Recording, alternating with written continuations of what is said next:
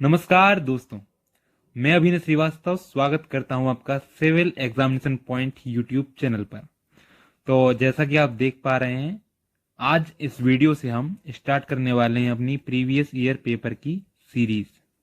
तो इस सीरीज में हम सबसे पहले डिस्कस करेंगे एसएससी सीजीएल के पेपर्स, जिसमें 3 मार्च 2020 को जो पेपर हुआ था उसे हम आज डिस्कस करने वाले हैं, उसके मैथ्स को। ठीक है, यहाँ पर हम मैथ्स डिस्कस करेंगे और देखेंगे कि इन क्वेश्चंस को कैसे अप्रोच किया जाए जिससे कम से कम समय में हम अपने आंसर तक पहुंच सकें।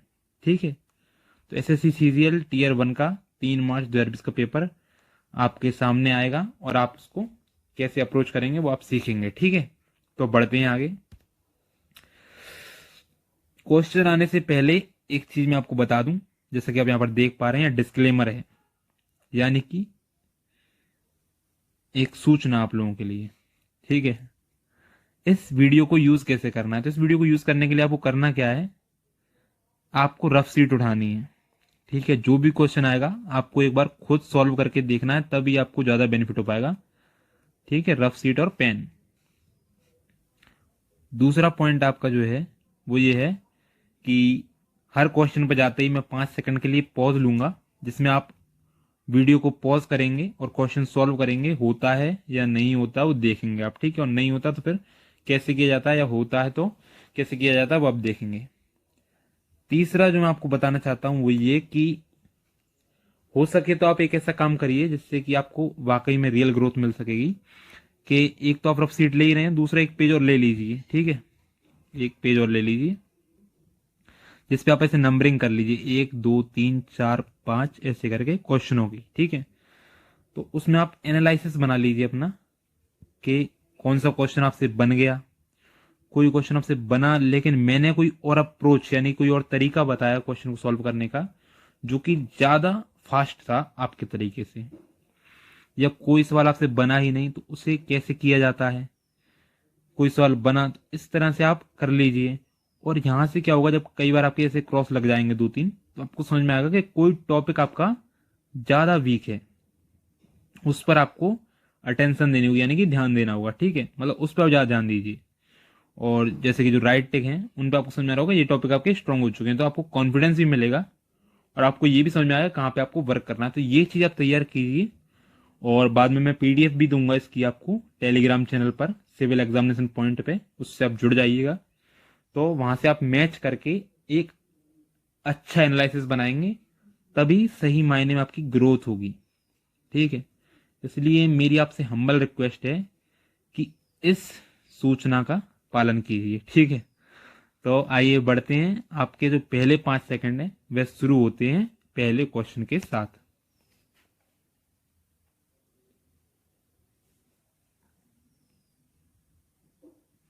तो जैसे कि अब तक आपने क्वेश्चन सॉल्व कर लिया होगा वीडियो को रोक के, तो अब आगे बढ़ते हैं, देखते हैं क्वेश्चन में क्या है और इसको कैसे करना है। तो ए बी और सी एक वृत्त पर 3 बिंदु इस प्रकार हैं कि जीवा ए बी और ए सी, या फिर कॉर्ड ए बी और ए सी द्वारा केंद्र ओ पर बना आंतरिक कोण क्रमशः 110 डिग्री और 130 डिग्री है, तो एंगल बी ए सी का मान है क्या है। तो पहले तो जो क्वेश्चन ज्योमेट्री से है, और इस क्वेश्चन के लिए हमें एक फिगर बनाना पड़ेगा। सबसे पहले हमें एक सर्कल बनाना पड़ेगा, ये हमारा सर्कल बन गया। उसके बाद यहां पर हम 2 कॉर्ड डाल देते हैं, ये हमारी लगेंगी कॉर्ड्स। ठीक है, अब देखिए ये 2 कॉर्ड्स हैं, तो यहां पर आपको दिख रहा है ए कॉमन है दोनों में, यानी कि ये कॉमन पॉइंट रहेगा, और एक तरफ बी और एक तरफ सी। ठीक है, अब इससे जो है इन दोनों जीवाओं से सेंटर पर एंगल बन रहा है। ठीक है, कौन कौन से एंगल बन रहे हैं, ए बी से बन रहा है 110 डिग्री। ठीक है, तो ये हमने लिख दिया यहां पर 110 डिग्री, ये यहां पर लिख दिया हमने 130 डिग्री। ठीक है, ए सी से 130 डिग्री बन रहा था। अब हमें बताना है एंगल बी ए सी का मान। ठीक है, मैं थोड़ी सी इंक चेंज कर लेता हूं जिससे कि आपको सही दिखे। एंगल बी ए सी का मान, इस एंगल का मान बताना है हमें। तो अगर आपने पहले ये थ्योरम पढ़ी है, और अगर नहीं पढ़ी तो आप यहां से सीख लीजिए कभी और, जब अगली बार ये क्वेश्चन आए ऐसा तो आप कर सकें। कि जब एक इस चाप द्वारा, ये जो चाप है इस द्वारा सेंटर पर जो एंगल बनता है और इसी चाप द्वारा कहीं और पर, जैसे यहां पर बन जाए, मान लो ये एंगल बनता है, तो ये जो एंगल होता है, अगर ये x है तो ये एंगल जो होगा ये 2x होगा। ठीक है, ये एक थ्योरम है ज्योमेट्री में सर्कल के लिए, तो यहां पर इस थ्योरम का यूज होगा। तो जैसे कि आप देख रहे हैं हमें ये वाला एंगल चाहिए, तो हमें अगर ये वाला एंगल पता लग जाए तो हम ये वाले एंगल निकाल लेंगे। तो इसके लिए हम क्या करेंगे, हमें दिख रहा है ये एक गोला है, ठीक है, 180 डिग्री में पता है, 130 डिग्री में पता है, और इस पूरे का मान हमें पता है कि 360 डिग्री होता है। एक ऐसे पूरे का मान 360 डिग्री होता है। ठीक है, तो हम यहां पर लिखेंगे, जैसे कि पहले मैं इसे छोटा कर दूं। ठीक है, तो पहले हम यहां पर लिखेंगे क्या, 360 degree minus 110 degree minus 130 degree, तो ये कितना हो गया 240 डिग्री। अब 360 में से जैसे हम 240 डिग्री घटाएंगे तो हमारा आ जाएगा 120 डिग्री। ठीक है, तो 120 डिग्री तो इस एंगल की वैल्यू आई है, किसकी, इसकी। ठीक है, बी ओ सी, ठीक है, बी ओ सी की हमें निकालनी है, बी ए सी की, तो वो इसका आधा होता है, यानी कि वो कितना हो जाएगा 60 डिग्री। ठीक है, 60 डिग्री हो जाएगा, यानी कि हमारा ऑप्शन नंबर सी यहाँ पर सही होता है। ठीक है, तो आशा करता हूं यहाँ पर आपको कुछ सीखने को मिला होगा। नहीं मिला हो तो अच्छी बात है, आपको विश्वास मिला होगा। ठीक है, तो आगे बढ़ते हैं अगले क्वेश्चन पर, और आपके 5 सेकंड शुरू।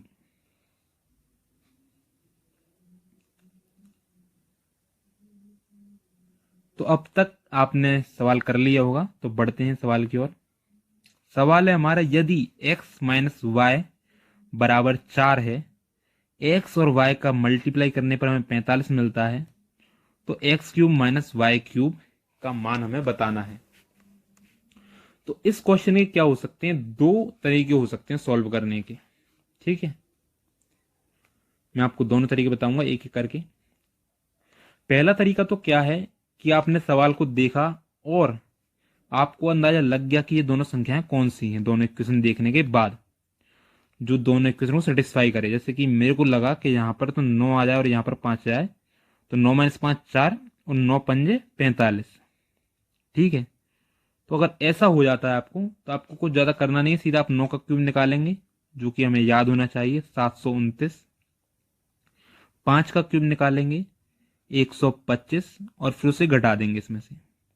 9 में से 5 जाएंगे 4, 2 में से 2 गया 0, और 7 में से 1 गया 6, तो ये आ जाएगा हमारा आंसर 604।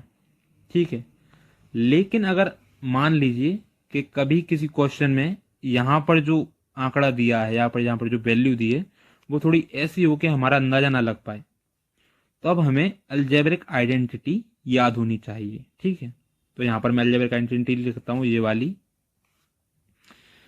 इसके लिए कौन सी लगेगी, a माइनस बी का होल क्यूब क्या होता है। ठीक है, तो a cube minus b cube minus 3ab और a माइनस बी।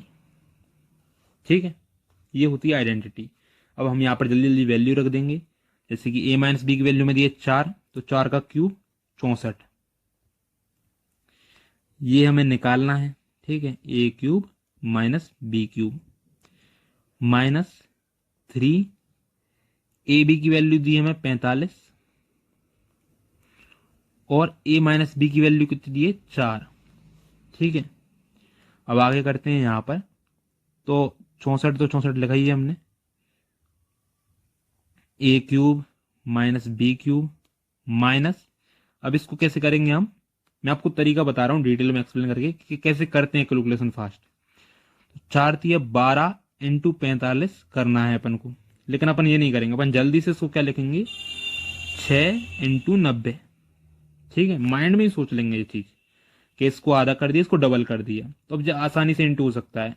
6 नाम 54, 540, तो 540 को जब हम यहां पर ले जाएंगे इस तरफ, तो 540 प्लस 64, यहां से नेगेटिव से प्लस में आ जाएगा, 4 6 और 4 10, ये किधर गया 604, तो यहां से हमारा ये आ गया।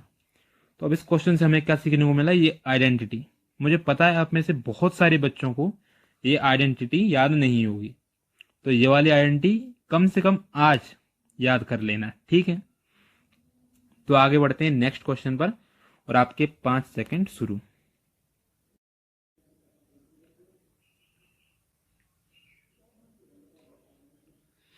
तो आइए देखते हैं कि सवाल को करना कैसे है। तो आइए पढ़ते हैं सवाल। ट्रायंगल एबीसी में एम एन पैरेलल है बीसी के। चतुर्भुज एम बी सी एन का क्षेत्रफल हमें दिया है। इसको नोट डाउन करते हैं पहले फिगर में हम। तो ये हमारा ए बी सी है, ये हमें एम और एन हमने पैरेलल लाइन ड्रॉ कर दी। इस चीज का एरिया हमें दिया है उनने कितना, 130 सेंटीमीटर स्क्वायर, ठीक है। यदि ए एन अनुपात एन सी, यानी कि ये 4x है और ये 5x है, ये रेशियो में दिया है उन्होंने, में 4:5 है। तो ट्रायंगल एम एन का क्षेत्रफल बताना है, यानी कि इस चीज का एरिया बताना है। अब देखिए बड़ा ही अच्छा कॉन्सेप्ट हमें सीखने को मिलेगा यहाँ पे ज्योमेट्री का। यहाँ पे क्या ये ट्रायंगल है, तो यहाँ पे लगेगी मतलब यहाँ पे लगेगी जो प्रॉपर्टी लगेगी सिमिलरिटी ऑफ ट्रायंगल्स की। यहाँ पे कौन कौन से ट्रायंगल सिमिलर होने वाले हैं, A M N A B C से सिमिलर होने वाला है, ठीक है, इससे सिमिलर होने वाला है। कैसे, तो जब भी ऐसा डायग्राम देखोगे आप, तो आप तुरंत समझ जाओगे कि ये सिमिलर होता है। क्यों होता है वो मैं बताने वाला हूं। कि जब भी दो पैरेलल लाइंस हो, उनको कोई एक लाइन क्रॉस कर रही हो, तो ये वाला जो एंगल होता है, ये वाला, ये इस एंगल के बराबर हो जाता है। और ऐसे ये पैरेलल लाइन है और ये क्रॉस कर रही है, तो ये वाला एंगल इसके बराबर हो जाता है। इन्हें करस्पॉन्डिंग एंगल्स बोलते हैं।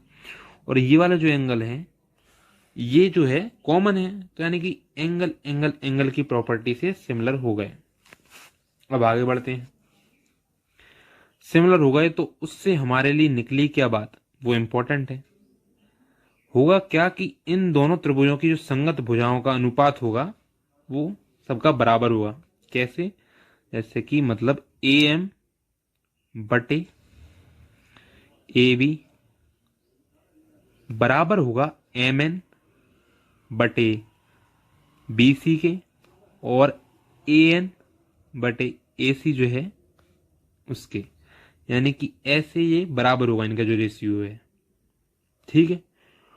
और अगली बात पे आए तो एरिया होगा जो इन ट्रायंगल का, जैसे ए एम एन और area of A B C, उसका क्या रेशियो होगा, तो जो इन भुजाओं का रेशियो है उसका स्क्वायर का अनुपात, यानी कि जैसे कि ए एन भुजा का स्क्वायर बटे ए सी भुजा का स्क्वायर का जो अनुपात आएगा वो इसके बराबर होगा।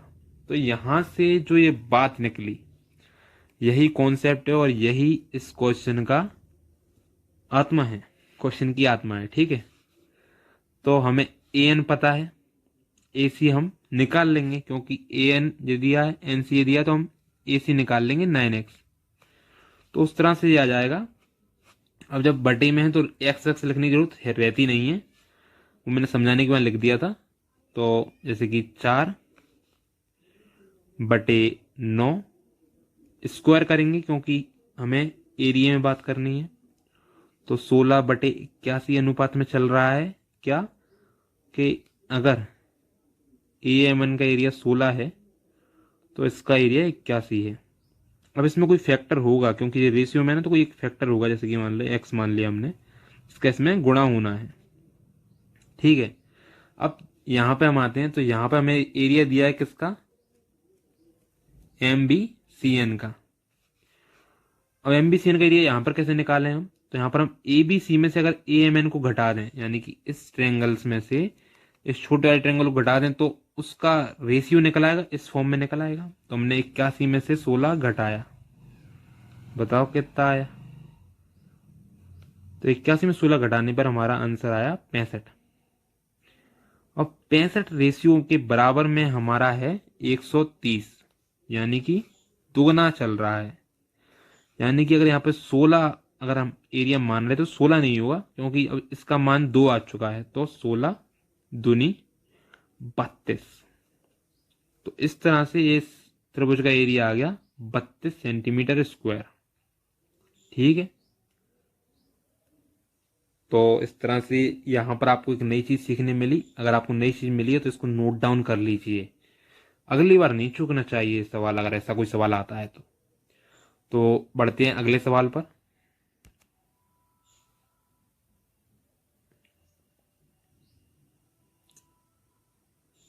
तो अब तक आपने ये सवाल पढ़ लिया होगा, कर लिया होगा, अगर हो गया होगा तो, नहीं हुआ होगा तो कुछ अच्छा सीखने मिलने वाला है। यहां पर है कि साधारण ब्याज पर 4300 रुपए 2 वर्षों के लिए, टाइम पीरियड दिया है, ठीक है, टाइम पीरियड 2 वर्षों के लिए, 2 वर्षों में 4644 हो जाते हैं, 4644 रुपए हो जाते हैं, यानी कि प्रिंसिपल प्लस एसआई यानी कि अमाउंट। तो अब वह मूलधन ज्ञात करो भैया जो समान ब्याज दर पे, यानी कि इसमें जो रेट थी उसी रेट पर, अगर हम कोई मूलधन यानी कि कोई एक्स अमाउंट, मतलब एक्स रुपए अगर हम इस रेट पर, इस दर पर 5 वर्षों के लिए लगाएं तो हमें ये धन प्राप्त हो, यानी कि ये अमाउंट प्राप्त हो। इसमें प्रिंसिपल भी होगा प्लस इनका ब्याज भी होगा। ठीक है, ये तो हमारा हो गया क्वेश्चन का एक्सप्लेनेशन। अब समझते हैं इसे करना कैसे है। तो यहां पर जो कॉन्सेप्ट लगने वाला है वो मैं आपको थोड़ा सा समझा दूं, क्योंकि अगर आप डिटेल से करेंगे तो बहुत ज्यादा टाइम लग जाएगा। आप डिटेल से करना शायद जानते होंगे, अगर आप ये वाला फॉर्मूला जानते हैं तो, PRT/100 बराबर सिंपल इंटरेस्ट, है ना। तो इससे करोगे तो थोड़ा टाइम लग जाएगा। पहले आपको यहाँ से रेट निकालनी रहती है, फिर उस रेट को यहाँ पर रख के आपको यहाँ का प्रिंसिपल निकालना रहेगा। ठीक है, अब मैं आपको बताने वाला हूँ यहाँ पर दूसरा तरीका। अब सिंपल इंटरेस्ट जो होता है, कॉन्सेप्ट समझ लीजिए। सिंपल इंटरेस्ट में जो रेट होती है उसका मतलब क्या होता है, यानी कि जैसे कि 5% है तो 5% का मतलब क्या होता है, परसेंट का मतलब, इस सिंबल का मतलब होता है 100, 1/100, यानी कि 5/100। अब जैसे आपने 5% पर अगर मान लो 100 रुपए लगाए तो इसका मतलब क्या है, इस चीज का मतलब समझा रहा हूं मैं आज आपको। तो अगर 100 रुपए आपने लगाए तो आपको 5 रुपए जुड़ के 105 मिलेंगे, यानी कि 100 रुपए तो मिले ही, प्लस 5 रुपए आपको ब्याज मिलेगा। तो ये 5 ब्याज है, यानी कि यहां पर जो लिखा रहता है ये आपका ब्याज है और ये आपका मूलधन है। तो अगर कभी आपको, यानी कि यहां से क्या निकल रहा है, कभी आपको ब्याज और मूलधन दिया हो तो आप रेट निकाल सकते हैं। ठीक है, तो वही सीन तो है यहाँ पर। क्या सीन है, आइए क्वेश्चन की ओर चलते हैं पहले, फिर दोबारा लौट आएंगे ज्यादा होगा तो। कि यहां पर हमें दिए 4300 रुपए और यहां पर जाके हमारे हो गए 4644, यानी कि 344 दिख रहा है ना, ये तो साफ साफ 344 रुपए बढ़ गए 2 सालों में। तो 1 साल में कितने बड़े होंगे, 172 रुपए। अब 172 रुपए हमारा क्या है, ब्याज है। 4300 हमारा क्या है, मूलधन है। और हम इसमें गुणा कर देंगे 100 का, जिससे परसेंटेज में कन्वर्ट हो जाए। ऐसे में क्या आता, फ्रैक्शन आता, जैसे कि आप देख पा रहे हैं ना, यहाँ पर ये फ्रैक्शन था। अगर आपको किसी भी फ्रैक्शन को परसेंटेज में बदलना हो तो 100 का गुणा कर देते हैं हम। तो हमने 100 गुणा किया। कुछ चीजें आपको थोड़ी सी ऊपर जाएंगी, कुछ नीचे जाएंगी, लेकिन धीरे धीरे बने रहिएगा। चीजें एक एक करके दोबारा भी यही चीजें दोहराएंगी तो समझ में आ जाएंगी, और चीजें ऐसे ही करनी पड़ेंगी अगर कम समय में करनी है। तो 43 से अपने इसमें भाग देंगे तो आपकी रेट आ जाएगी 4। कैसे आएगी, 40 चौक 160 और 3 चौक 12, तो 172 हो रहे हैं। तो 4% आपकी आ गई रेट। ठीक है, अब रेट आ गई तो अब आपको क्या निकालना है, ये। अब अगर आप यहाँ पर ये करोगे फॉर्मूले से तो बहुत टाइम लग जाएगा। आपको क्या करना होगा, इस चीज को फ्रैक्शन में लिखना होगा। फ्रैक्शन में मतलब 4/100। अगर आपने ये याद नहीं करें तो याद कर लीजिएगा परसेंटेज को फ्रैक्शन फॉर्म। ठीक है, 4/100 क्या होता है, 1/25, यानी कि 25 आपका क्या है, मैंने अभी समझाया ना आपको। यहां पर 25 आपका क्या है, ये आपका प्रिंसिपल है, ये आपका सिंपल इंटरेस्ट या ब्याज है। किसका, 1 साल का, 1 साल का। ठीक है, अब हमें यहां पर 5 साल का देना है भैया, तो इसको गुणा कर देंगे हम 5 से। यानी कि अगर मैं यहाँ पर एक थोड़ा सा आपको लिख के बताऊं तो यहाँ पर आपका प्रिंसिपल जो है वो 25 है, सिंपल इंटरेस्ट 5 सालों का 5 हो जाएगा, अब अमाउंट कितना हो जाएगा 30। अब ये चल रही है अनुपात में बात कि अगर 25 होगा तो ये 5 होगा, ये 30 होगा। अब लेकिन उनने हमें क्वेश्चन में कितना दिया है कि ये है कितना 10,104 रुपये ये चीज। तो हम करेंगे क्या 10,000 चीजें सीखना पड़ेंगी ये, और अगर आप थोड़ी बहुत मैथ को प्रैक्टिस कर चुके हैं तो ये चीजें आपको आती भी होंगी। 10,104/30 इंटू 25, मूलधन निकालना है ना अपन को, मूलधन। तो आप काटेंगे 5 6 6 से आपने इसमें डिवाइड किया, 6 एकम 6, 4 बचे, छक्का छक्का 36, बचे कितने 5, 6 8 48, बचे 2, 6 चौक 24। अब देखिए ये चीज आ गई, यहाँ पे फिर कुछ सीखने को मिलेगा आपको। इंक चेंज कर देता हूँ मैं जिससे आपको स्पष्ट दिखे कि 1684 गुणा करना है आपको कितने 5 में। आप इसको लिखिए जल्दी से, ये सब बहुत जल्दी होने वाला है जब आप करोगे तब। 10/2 इससे हुआ क्या कि आप 2 से हाल काट दोगे इसे, 8 4 2, और 0 लगाने में थोड़ी ना टाइम लगता है। इस तरह से आपका आंसर आ जाएगा। तो ये 2 क्वेश्चन में काफी टाइम लग गया, लेकिन बहुत कुछ अच्छा सीखने को मिलेगा। यहाँ पर आपको बहुत कुछ अच्छा सीखने को मिला होगा। तो अगर कुछ नया सीखने को मिला तो इसे नोट डाउन करते चलिए, या फिर बाद में जब मैं पीडीएफ शेयर करूंगा आपको टेलीग्राम चैनल पे, वहां से आप दोबारा इसको रिवाइज करिएगा, दोबारा फिर सवाल जब सॉल्व करें तो उनमें अप्लाई करिएगा। तो आपको मैं अब नेक्स्ट क्वेश्चन पर ले चलता हूं।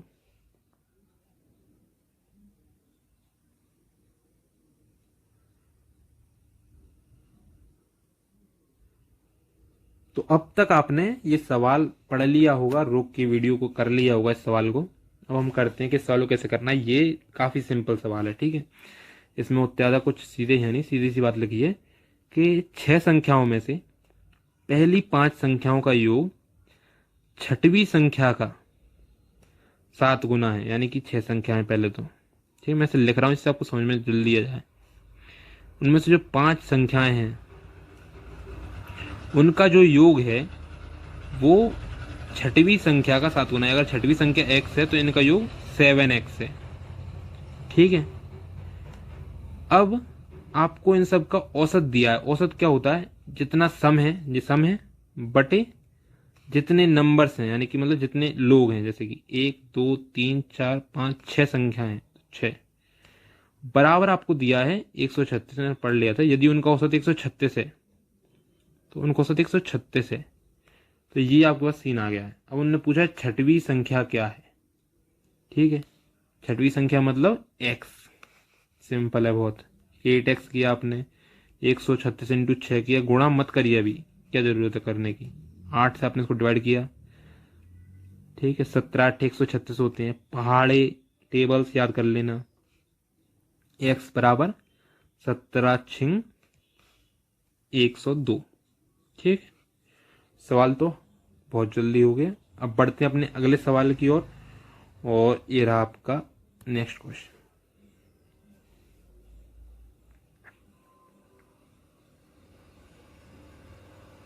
तो आइए देखते हैं कि इस सवाल को कैसे करना है और क्या अप्रोच रखना है।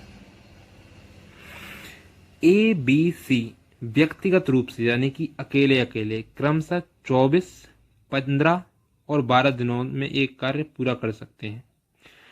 बी और सी ने कार्य शुरू किया और 3 दिन कार्य करके छोड़ दिया। शेष कार्य को पूरा करने के लिए अकेले ए के पास आवश्यक दिनों की संख्या है, ठीक है। तो अब मुझे नहीं पता कि आप इसको कैसे करते होंगे, कितने लॉन्ग मेथड से करते होंगे। जैसे कि मान लीजिए 1/24 लेके करते हो अगर आप आज के ज़माने में, तो उतना समय एसएससी सीजीएल के पास तो नहीं है अगर आप ऐसे करते हैं। तो मैं अब आपको नया अप्रोच ही सिखाने वाला हूँ डायरेक्ट। तो हम करेंगे क्या, हम लेंगे इन दिनों को, ठीक है, 24 15 और 12, ये होगा डेज। अब हम लेंगे इनका एलसीएम। अब आप सोच रहे होंगे ऐसा क्यों लेंगे हम लेंगे एलसीएम, ठीक है। एलसीएम कैसे लेते हैं? अब आप अगर ऐसे सोच रहे हो कि हम वैसे ऐसे लिख के लें, तो उसमें लगता है टाइम। जब आप सवाल प्रैक्टिस करेंगे तो चीजें जल्दी होने लगेंगी। जैसे कि 15 और 12 में आप कहाँ पे मिले हुए? 15 चौक 60 और 12 पंजे 60, यानी कि 60 पे आप मिल जाओगे। 60 तक तो ठीक है। अब 24 और 60 में कब मिलोगे? 24 पंजे अगर आपको निकालना हो तब कैसे निकालते हैं? अब 24 और 60, 60 दूनी 120 और 24 पंजे 120, यानी कि 120 जो है वो इनका एलसीएम है। अगर आपसे नहीं हो रहा इस तरीके से, तो आप ऐसे भी करके निकाल सकते हैं शुरुआत में, फिर कुछ समय बाद आप बड़ी जल्दी निकाल लिया करेंगे जब आपको प्रैक्टिस बहुत हो जाएगी तब। ठीक है, तो अब ये है आपका टाइम। ठीक है, और ये हमने माना है आपका क्या? काम। ये हमारे द्वारा माना हुआ है काम। ठीक है, क्योंकि उसमें तो कोई काम दिया नहीं है, हमने मान लिया काम, जो कि इन सबका एलसीएम है। एलसीएम को माना जिससे कि इनका डिवाइड हो जाए सब में, मतलब इन सब से इसमें डिवाइड हो जाए। जैसे हम 24 से 120 में डिवाइड करेंगे तो हमारा क्या आएगा? 5। 15 से डिवाइड करेंगे 8।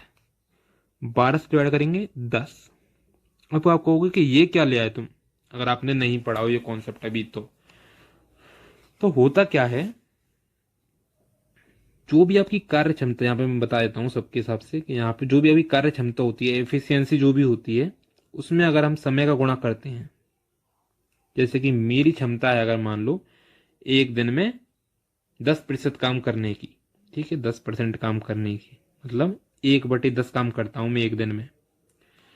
तो अगर मैं 5 दिन काम करूं, अगर मैंने 5 दिन काम किया, तो मेरे काम निकल आएगा कि मैंने 1/2 काम कर दिया, है ना? तो ये टाइम है, ये काम है। टाइम को जब आपने काम से डिवाइड किया, यहां पे वर्क आ रहा था, टाइम को जब आपने काम से डिवाइड किया तो आपकी निकल के आ गई इफिशियंसी। ठीक है, ये एफिशिएंसी का रेशियो आ गया किसका? ए का, बी का, सी का। अब इतना बहुत स्पीड से होता है सारा काम। अब इतना कर लेने के बाद आपके लिए जो भी जो बोलेंगे ना, हम सब करते चले जाएंगे। ठीक है, अब कैसे करना है वो मैं बताता हूं आपको। इसको थोड़ा साइड में हटा देता हूं। ठीक है,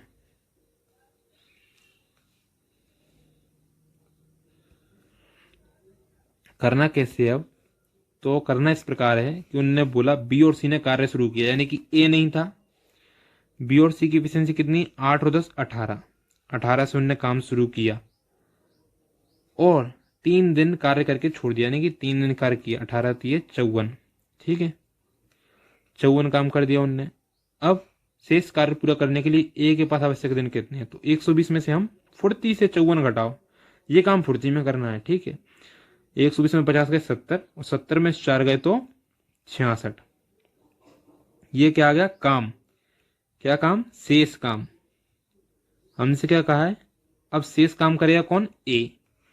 तो ए की इफिशियंसी क्या थी? 5 थी, तो 5 से इसको डिवाइड कर दो। 13, 13 पंजे 65, बचा कितना? 1/5। 1/5 मतलब क्या होता है? 2। 13.2। ठीक है, समझ में आ गया? तो ये आ गया आपका आंसर ये। ठीक है, तो आशा करता हूं कि अगर आप ये कॉन्सेप्ट समझ गए हो, अगर आपको नहीं आता था तो मतलब आपकी टाइम एंड वर्क जो है उस पर जीत हो गई, पाइप एंड सिस्टम पर जीत हो गई। तो और बहुत सारे कॉन्सेप्ट जब आप पढ़ते हो तो चलिए मेरे साथ। ठीक है, तो अब बढ़ते हैं आगे।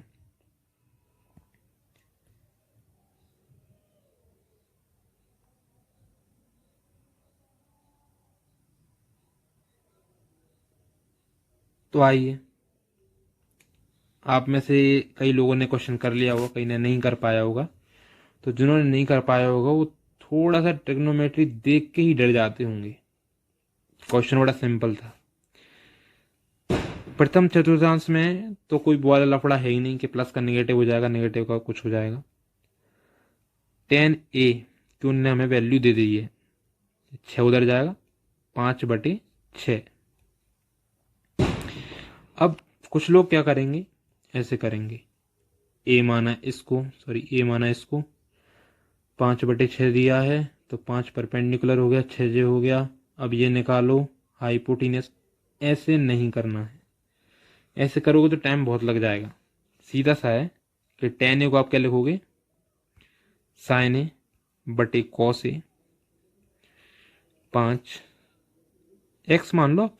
अगर आपको थोड़ा सा डर लग रहा है कि कहीं गलती तो नहीं कर दूंगा मैं, तो अपने 5x बटे 6x मान लिया।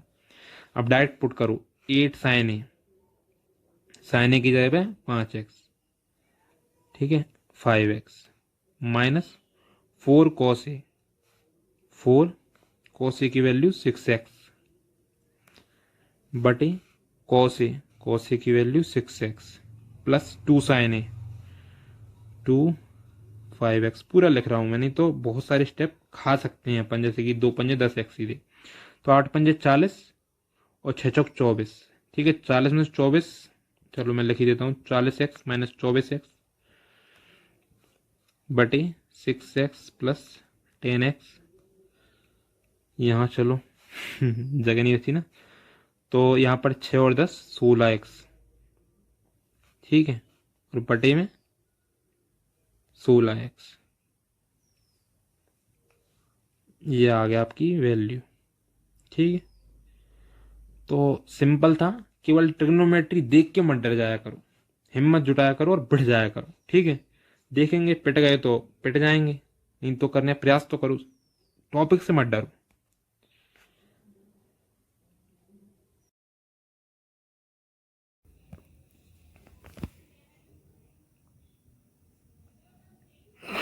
तो आइए सॉल्व करते हैं इस क्वेश्चन को। अभी तक आप में से कुछ लोगों ने इस क्वेश्चन को सॉल्व कर लिया होगा, ज़्यादातर ने कर लिया होगा, क्योंकि एक सिंपल क्वेश्चन है, ठीक है। तो क्वेश्चन क्या कह रहा है, एक ट्रेन 12 सेकंड में एक खंबे को और 36 सेकंड में 170 मीटर की लंबाई के पुल को पार कर सकती है, तो फिर ट्रेन की गति क्या है। अगर आपने टाइम स्पीड डिस्टेंस पढ़ा होगा तो बड़ा ही सिंपल क्वेश्चन है, फिर भी मैं थोड़ा सा एक्सप्लेन कर देता हूँ कि एक ट्रेन के द्वारा एक खंबे को पार करने का मतलब क्या है। ये अगर आपकी ट्रेन है जो कि जा रही है, तो खंबे को पार करने का मतलब है कि जब ये ट्रेन इस कंडीशन से लेके इस कंडीशन में हो जाए, खंबे की अपने आप में कुछ लंबाई या है नहीं, ट्रेन की लंबाई होगी एक, जैसे हम टी मान लेते हैं। जब ट्रेन का पहला सिरा इधर से स्टार्ट होगा और पिछला सिरा निकल जाएगा, तब हम खंबे को पार होना बोलेंगे। यानी कि 12 सेकंड में इसने ये दूरी चली है जो कि ट्रेन की लंबाई है। तो यहाँ पर हम लिख सकते हैं 12 सेकंड में इसने ट्रेन की लंबाई को ट्रेवल किया है, ठीक है, अपनी स्पीड से। वहीं दूसरा इनने केस दिया है हमें कि 36 सेकंड में 170 मीटर लंबे पुल को। तो मान लीजिए कि ये आपका पुल है, ठीक है, जिसे ट्रेन पार करना चाह रही है। इसकी खुद की डिस्टेंस 170 मीटर है और इसकी कुछ डिस्टेंस जो कि टी है, जिसे हमने माना है टी। तो पुल कब पार होना लगेगा, जब इसका पहला सिरा इधर से घुसेगा और अंतिम सिरा भी यहाँ से निकल जाएगा। यानी कि इस केस में 36 सेकंड में से टी प्लस 170 मीटर और ट्रेवल करना होगा। यानी कि अगर देखा जाए इन दोनों इक्वेशन को अगर एक साथ देखा जाए तो हमें साफ साफ दिख रहा है कि अगर इसमें से हम इसको घटा दें तो हमारे पास बचेंगे 24 सेकंड, और 24 सेकंड में हम दूरी ट्रेवल कर पाएंगे 170 मीटर, जो कि वर्तमान में ट्रेन की गति है उससे। तो अब हम स्पीड निकालना है हमें, तो सीधी सी बात, बहुत स्पीड में होगा ये काम, मतलब ये सारे जो कर रहा हूँ मैं समझाने के लिए आराम आराम से बता रहा हूँ। तो ये हो गया डिस्टेंस, ये हो गया टाइम। अगर हम इसे किलोमीटर प्रति घंटा में बदलना चाहते हैं तो हम गुणा करेंगे 18/5 से। ये क्यों कर रहा हूँ अभी थोड़ा सा बता देता हूँ। यही इस चीज़ का कॉन्सेप्ट है जिससे कि ये स्पीड में हो सकता है, थोड़ा सा मतलब क्यों कर रहा हूँ मैं अभी बताता हूँ। 2 से मैंने काटा 12 बार और 12 से ये कटा, 6 से कटा 3 और 2 बार, 17 थी 51, 51/2, 25.5, तो आ गया आपका आंसर। अब ये जो कॉन्सेप्ट है इसे समझ लो यहाँ पर, ये तो हो गया आपका आंसर। ठीक है, कॉन्सेप्ट के लिए मैं आपको दूसरी अंक दे देता हूँ। जब भी आपको किलोमीटर प्रति घंटे से मीटर पर सेकंड में जाना हो तो आप मल्टीप्लाई करते हो 5/18 का, और यहाँ से यहाँ आना हो तो आप मल्टीप्लाई करते हो 18/5 का इसमें। ठीक है, ये होगा इसमें। ठीक है, हो क्यों रहा है? किलोमीटर में 1000 मीटर होते हैं, तो आप 1000 का गुणा करते ही आपने किलोमीटर को मीटर में बदल दिया। और घंटे में 60 मिनट होते हैं और हर मिनट में 60 सेकंड होते हैं, तो आपने ये करते ही मीटर पर सेकंड में बदल दिया है। जैसे आप 0 से 0 काटोगे, 0 से 0 काटोगे, 1 6 से 10 काटोगे यानी कि 2 से, तो 3/5, 5/3, 6 3 18, तो आपका आ गया 5/18 से आप गुणा करोगे जैसे ही किसी भी किलोमीटर प्रति घंटे की स्पीड को, तो आप मीटर पर सेकंड में पहुंच जाओगे। तो यही कॉन्सेप्ट था, इसे माइंड में रखना है, जिससे जब भी आपको ऐसी ज़रूरत पड़े यहाँ से यहाँ जाने की, यहाँ से यहाँ जाने की, तो आप जा सको। ठीक है, तो आशा करता हूँ आपको इस सारे सवालों का सेट पसंद आया हो। अभी इसके इस सेट के और जो सवाल है वो हम कंटिन्यू करेंगे नेक्स्ट पार्ट में। जो नेक्स्ट पार्ट जो है वो आपको यहाँ पर देखने को मिल रहा होगा, यहाँ पर आ रहा होगा। ठीक है, यहाँ पर। तो अगर आप कंटिन्यू करना चाहते हैं तो जस्ट कंटिन्यू कर लीजिए, नहीं तो अगर आप बीच में गैप देना चाहें तो गैप दे सकते हैं। और अपने और भी दोस्तों को इस प्रीवियस ईयर पेपर की सीरीज़ के बारे में बताइए। चैनल को सब्सक्राइब कीजिए, लाइक कीजिए वीडियो को, और ज़्यादा से ज़्यादा लोगों तक ये सीरीज़ पहुँचाइए, चैनल पहुँचाइए, जिससे कि उन्हें भी एक नए नए तरीके सीख सकें, कुछ नया सीख सकें। तो अलविदा, धन्यवाद, आपसे विदा लेता हूँ। ओके।